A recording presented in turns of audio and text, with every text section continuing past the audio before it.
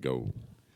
All right. Welcome back, sports fans. This is Dinner with the Captain. I'm John Dinner, and I'm here with Steve Priolo, captain of the National Lacrosse League Buffalo Bandits. And this is 23 minutes, give or take a few, on lacrosse, leadership, and life. Hey, Steve. Cheers, buddy. Cheers. All right, here we go. All righty. Good way to finish our day. Mm-hmm. And hopefully wherever you are, a good way to start your day or finish your day or maybe just get you through a car ride because you got 23 minutes to talk lacrosse. And, of course, we'll talk leadership, and every once in a while we'll squeeze in some life stuff because we think we're pretty smart. So if you've been following along, and hopefully you have, this is week 5, but this is the heart of the matter. This is why we're doing the podcast. It's week 1 of the NLL season, 2024-2025 season.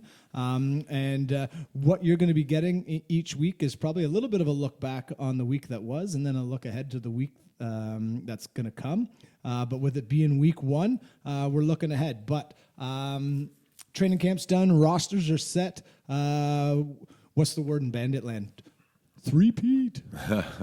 Well, it's tough to get. This is going to be the hardest year. The hardest is always the next one, right? So it's like, I don't know. The mood is good. Everybody feels nice because like we're healthy and we have a full roster as opposed to last year when we were unhealthy with like missing pieces. But yeah, the team's very similar to it was, and I don't know, man. I think people are just excited to get going. When with the first week bye, it's like, it's good and it's bad. Yeah, fits and starts, right? Like, all right, here we go, and we're hurrying up to wait. Exactly, yeah. But it also gives you that extra weekend to sort of like, settle in. But everybody else sort of gets a game under their belt before you're playing. So you're jumping into a first game in the second week. But who do we play in the first week, anyways? Do we even see it? We looked at week 1. I thought it was like Ottawa or something. Well, Ottawa's got Toronto this weekend, and that's going to maybe be a game that we're going to take a look at. Week 2, it's the Roughnecks in Halifax. It's Colorado and the Desert Dogs. It's Firewolves and the Rock, and it's the Bandits and the Nighthawks. So we got Nighthawks first. Yeah. So starting off with a barn burner, right? Like, yeah. For week 2, and so maybe that's where we start looking at week 1. Is the Nighthawks are in Vegas. Taking on the Desert Dogs, but maybe before we get there, maybe we're getting a little bit ahead of ourselves. Yeah, we are pretty excited. Yeah, but three-peat.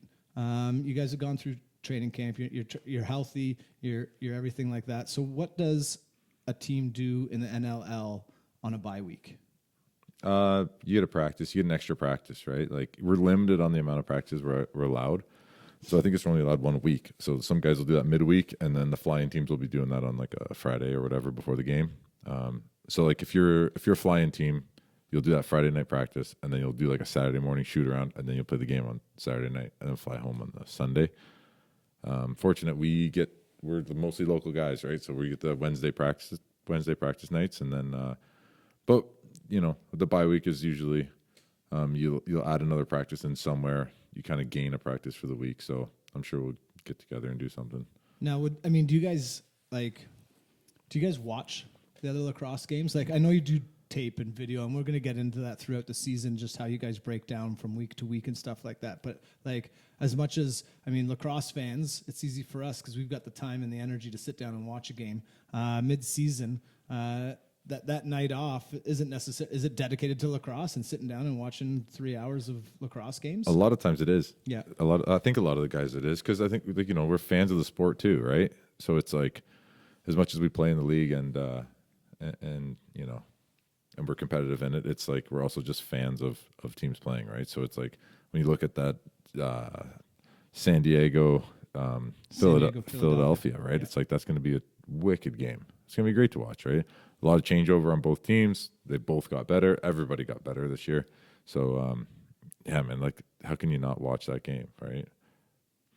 And you can catch it, I think it's 6 p.m. on Sunday on NLL Plus, which is another new advancement that's happened. Dude, how huge is that? Like every game's available. That's awesome. About time, man. It's like the players have been pushing for this app thing where it's, we're always going through other sources, and it's like, man, can we not just hire somebody smart that can like create an app where we can give this product away, get eyeballs on lacrosse. That's what we need. And, we're there. We got it. So well, and that's Buffalo's huge. a perfect example of that, right? Because you guys do get eyeballs on it, and it's bred success. I mean, Yeah, but that's in person. That's like that's butts and seats. Yep. We need eyeballs on screens. yeah, and it certainly multiplies from there. And we're not even great at that math stuff, but we know. All right, so it's week 1 of the season. You guys aren't even playing. What are other teams thinking going into the week 1? Like, I mean, it's a short season. There's only 14 games, and Well, you're coming off a training camp, right? So it's like, how many training camp weekends do you have? 4, if that, right? You probably have 2 weekends where you're doing exhibition games. We played Georgia and Las Vegas, and the rest of the time you're doing practices and stuff. So it's like you're trying to make your team, but our team was just made on or whatever. I don't know when this is coming out, but our team was just made, and you have 1 week before you're like playing, right? So it's like when you're doing that process, when you're going through the team, picking the team, you're also trying to like prepare for that first game, right? Because there's only 18 games. It's like football in a way where every game really matters, and you can't let those games slip, right? So I think that's one of the cool things about our sport, to be honest. Not to go on a huge tangent here, but go. like when you look at basketball and hockey and all this, and like, yes, those guys are playing hard, but they're also sort of maintaining in a way, right? Like they need to last 80 whatever games, 82 games. So like when you look at lacrosse and football, I think football is, ties with lacrosse really well, because it's like, man, every weekend matters. You have the full week to prepare for one event, right? So you're now spending 6 off days, getting your body ready, doing your film, doing your video. You have practice, you have all these things, boom, boom, boom, to prepare for this one event. So that event is so massive, and every game matters so much. We're always giving as much as we can. Guys are playing hurt. Guys are playing, you know what I mean, right? Like, so like you're never getting a bad product when you watch our games, because everything comes to that like tipping point, right? Whereas I don't know, like especially in the NBA or even NHL, a Tuesday night, Toronto Maple Leafs taking on, I don't know, the Utah Hockey Club, right? Exactly. Like, what product are you getting, really? Yeah. Like, it's fine, but like, with lacrosse that like, you're always going to get some sort of, you're going to get the passion every single time, right? You're going to get like, that every single player on that floor gives a shit and is like super involved in that. They've spent the week dialing in. Yeah, man. I think that's and really cool. In the case of that's week 1, they've spent, in some cases, the summer, right? I know busy summers for all the guys. They go down in south and they play in the PLL, or they play some major series lacrosse, and they play some box in the north. There was the World Championships that had, I don't know, 160 guys from the NLL that were probably in it this year. So busy summer, and now we get to week 1. And it's all brand new, and it doesn't matter that you guys are defending champions, and it doesn't matter that anything else. What now matters is the opponent across the floor. You were mentioning just when we weren't talking, Philly made some pretty big changes, and we'll get into them because they are playing, and I think probably the game of the week with them in San Diego. But we got. They're not the new kids in town, but for all intents and purposes, we got lacrosse back in Ottawa. Oh yeah, and so it's I guess our first Battle of Ontario in quite some time. True, and maybe ever. Has there ever been 2 NLL teams at the same time in Ontario? I have no idea. Yeah, I'm supposed to be the guy that's supposed to know that. That's what I'm supposed to bring to this. But where would they have been? Was there a team in Ottawa before? I know there was like a Montreal team, right? Yeah, which is pretty close, but that was even before there was a Toronto team, I think. So. Then there are the Ontario Raiders. But yeah, so we got the Battle of Ontario, the Toronto Rock and Ottawa Bears, and Black Bears, excuse me. We'll get that right. Ottawa Black Bears. How about Cree getting put on the physically unable to play? So when you see those kinds of things, and I mean, obviously, does Toronto, how do I say this? Because we don't want to be Toronto-centered, but they come to the forefront a lot. They right? do, like, right? You have to think that we're right down the road. We play them a lot when the divisions were the way they used to be. Like, we have such a history with them and there's so much like they have such a good regular season, and they always are our greatest competitor. Even though when you look at Colorado, and like, man, they just added Will Malcolm and Ryan Lee's back off of injury. And you're like, those guys just added 2 studs, and so you're sitting there going like, oh man. Colorado's going to be really good and Philly's going to be really good. But there's something about that. Toronto always comes to the forefront where I'm just watching the roster all the time to see who's in, who's out, what's going on. And I think it's just breaks down to that rivalry from before. And is it geography too? I mean, just in the sense that where we are, Buffalo is like, if you were playing for San Diego, do you think you'd be maybe paying a little bit more attention to the Vancouver roster than you would be the Toronto roster? It just has to be, right? You'd think so. Yeah. It feels like from a guy looking from the outside looking in, still, however you want to say it, and for right or for wrong, Toronto seems to hold a spot within, whether it's on the NLL.com or it's tweeting, whatever else. And I mean, I give a lot of credit to their owner Dowick. I mean, he's put in a lot of money into things. He's invested in the sport beyond just the team. And so they're sort of at the front of the consciousness. But when you see something like that in sort of week one, a star player being put into the physically unable to perform, kind of wipe the brow and whew, glad it wasn't us. Well, maybe, but it's also this like it's the reality of our sport, right? It's like I'm pretty sure Korea is physically able to perform. He's just he has other. I think he's just got a firefighting job, right? So like he has to take the year. So that's the hard reality of lacrosse, right? But Dowick's an interesting character, man. Until this podcast takes off, because then that's part of the reason we're doing this, right? We're going to get not only just eyes on the sport, but some ears and hopefully some dollars. So that Did you hear what Dowick said though?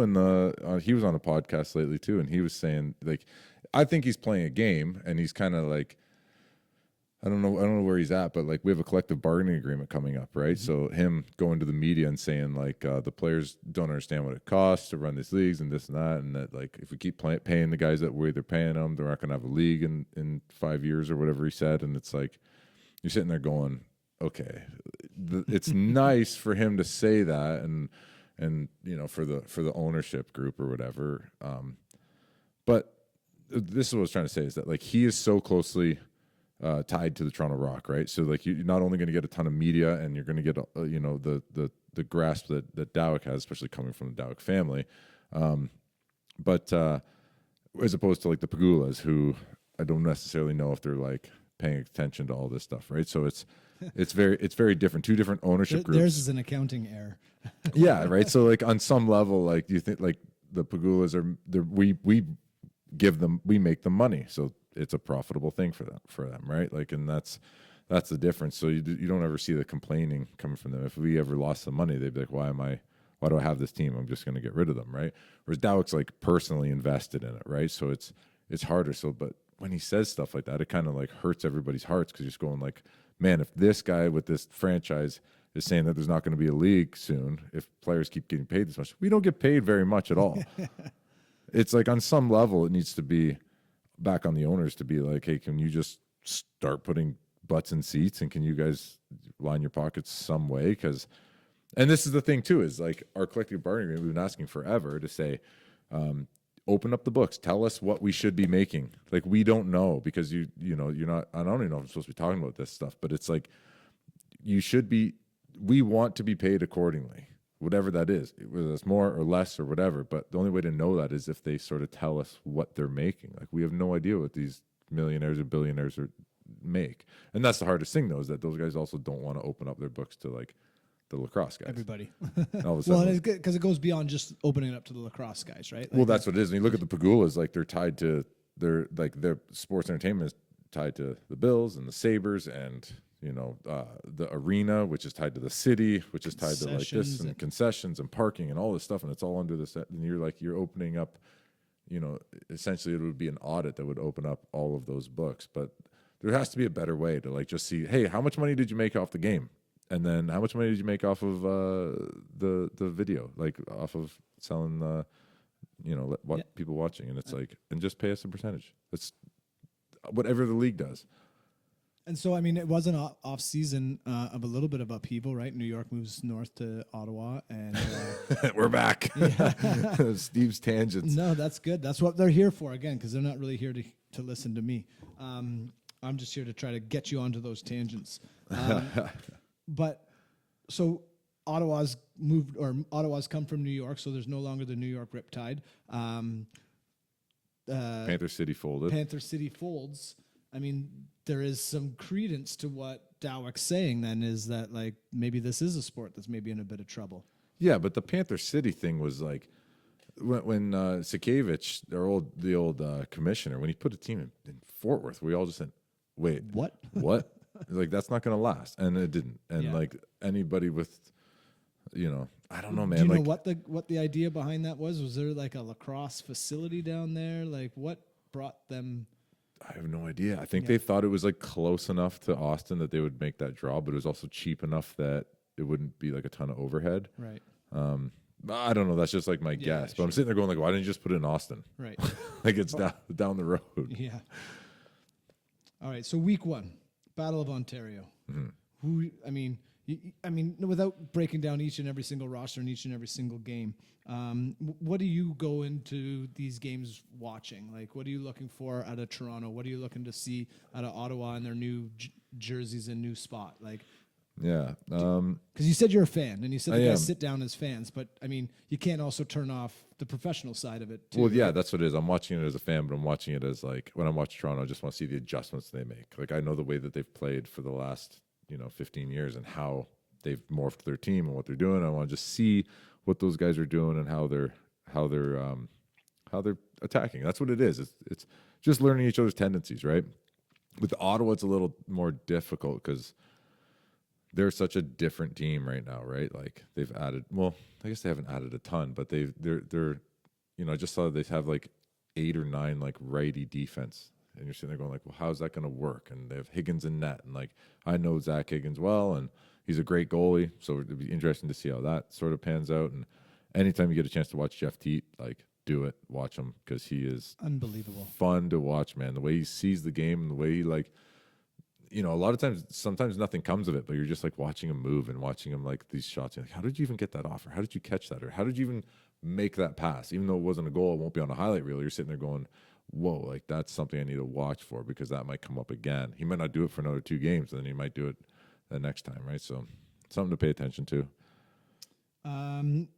And so we got those guys. Then we got the Vancouver Warriors, Colorado Mammoth. You've already mentioned Mammoth made some pretty big additions. They were a team that were similar to you guys, right? They had gone to a couple of championships in a row. Yeah. They were on sort of the outside looking in last year. You guys decided to go for it. You add Paulie Dawson. They give him to you for that. And then they chose to, I guess, take that step back to take a step forward this year. Yeah, I think they were injured. They're pretty banged up. Like, I don't know. But they're a dangerous team, man. When you look at their offense, and their defense is going to be good because even though you might not know who's like those names, like they're not necessarily household names. I know they just signed Warren Jeffrey and all these guys, but like their team is built around this like be big, be strong, make an umbrella, let Dylan Ward make the saves. Like that's. I think we referred to it. I mean, just like it felt like robots, right? Like yeah. Like the 5 guys came out, and then there's another 5 guys, and they all looked. And they all look the same, big, strong. Like just keep going, and their offensive guys are all like bowling ball strong guys that are just moving around like crazy and doing nutty stuff, and it's very fluent and moving. And Zed is like, that's what I was gonna say. Yeah, Zed is just. He's a machine. Zed's an offense on his own, right? It's like the best defense against Zed is if the other team has more players to take the ball out of his stick. it's like I know keep him off the floor. This is kind of like I know I'm exaggerating or joking on this point, but it's like Ryan Lee coming back, like as good as Ryan Lee is and how dangerous he is, the best thing it does for us is it gets the ball out of Zed's stick, in a sense, right? Like he's just so big and strong and unpredictable, and he just puts the ball in the net, and it's like. Yeah, I don't know. If I had Zed on my team, I would just be like, give him the ball whenever he wants it and get out of his way. Yeah. But I mean, that's got to be tough too, right? Because you do have a couple players like that on the Bandits, and it sometimes feels like, well, why isn't Dane on the whole game, and why isn't Josh? Well, you think about that with like Dahoka, where you're like, or Chase or someone, right? Like if you give the ball low to Dahoka attacking out of the corner and Dane vacates, and Dahoka's going to draw double every time, they're not going to call a penalty every time.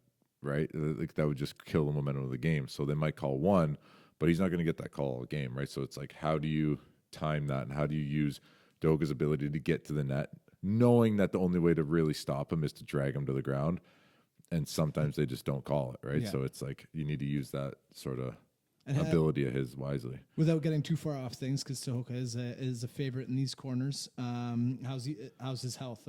Is he ready? He practiced last night. He's Ready to back. rock and He's roll. yeah. Well, that's good news for the Bandits. Maybe not so good news for the next game, because we're going to look at Rochester and the Desert Dogs. I mean, you've got them in week 2. You're week 1. Probably a game that you're paying a little bit more attention to. Would you guys get together over the weekend, or put each other on notice that we're watching? Maybe get that group chat fired up. Yeah, that's what it is. It's just like group chat stuff. It's hard. You can't really get together to watch it, right? Everybody lives too spread out, but they're going to be interesting, man. Like Ryan Smith playing with him at Worlds is like, he's almost, I don't know, it's hard to say, but like he's almost way better than you think he is. You know what I mean? Like you watch him and you're like, your eyes are always drawn to like Connor Fields, right? And you're sitting there going like, man, but Smitty just put up like 6 goals. Like, why didn't I see that? Right? He's so like quiet about it all. He's a really nice guy and he's good. So he's going to be fun to watch and sort of break down how we're going to defend him. Yeah, that'll be interesting. And then we got the Rush and Alberni Firewolves. So the team that, I mean, are they a team that everybody's like, okay, well, they made it to the finals last year, so now they're perennial contenders, or is that flash in the pan stuff? Like, what are we talking with Albany? You have no idea. Yeah. I think they'll be good. They're well coached, and they have, Kurtz and Simmons, and they've, they added, what's his face there, the lefty from St. Catharines guy. Why can't I remember his name? Anyways. We'll talk minor lacrosse, I'm sure, in a few episodes. My brain doesn't work. St. Catharines. Fennell, Eric Fennell. Yeah. They added him, big lefty. They're and they have Dougie Jameson and that. Like they're going to be good. This is what's exciting about it is like, yeah, Buffalo won the last 2 years, but like on paper, there's probably like 6 to 7 teams that are all sort of like in that jostling for position. And that's where we'll kind of finish for this week, at least. Is probably our game of the week, the one game that's going on Sunday. It's the Wings in San Diego, 2 teams that made lots of changes, but lots of changes in the right direction and like on paper. Yeah. San Diego's going to be interesting with adding like Courier back there, right? He's going to hopefully, and working with Rubish, who's been there, they're going to sort of settle in that defense. Yeah, man, like they had a ton of changes. They got rid of Dane Dobie and Curtis. What is his name? I can't remember anybody's name today. It's okay. It's just me and you.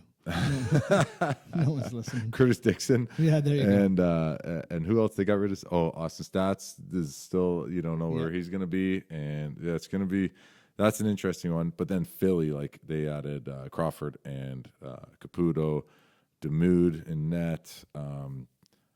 First overall pick. Oh, Brendan O'Neill. He's going to be interesting to see how he attacks the box game. But because this is a guy number 1 PLL draft pick, number 1 NLL draft pick. Yeah, the first time ever, I think. I think so. Yeah. Yeah, and then that's going to be so interesting, right? Because where was he? Duke. Yeah. Like he is big, strong, like, but kind of needs room. We'll see how he does when he runs out of sort of space. And there's a lot, the slides are tighter, but I have a feeling that he's going to do really well.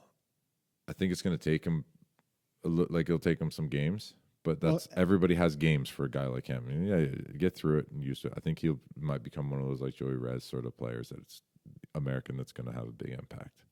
Well, lots to watch this weekend. It started off on Friday night, Battle of Ontario. Finish it off checking out these Wings. And then we head into week 2. And that's where we'll be back next week when we get to break down a little bit of what we saw in week 1 and see how smart you are and see how many names you can remember. Oh man, I'm brutal. And then so funny. And then we'll prepare. And it's the what is? Do you guys call the Battle of?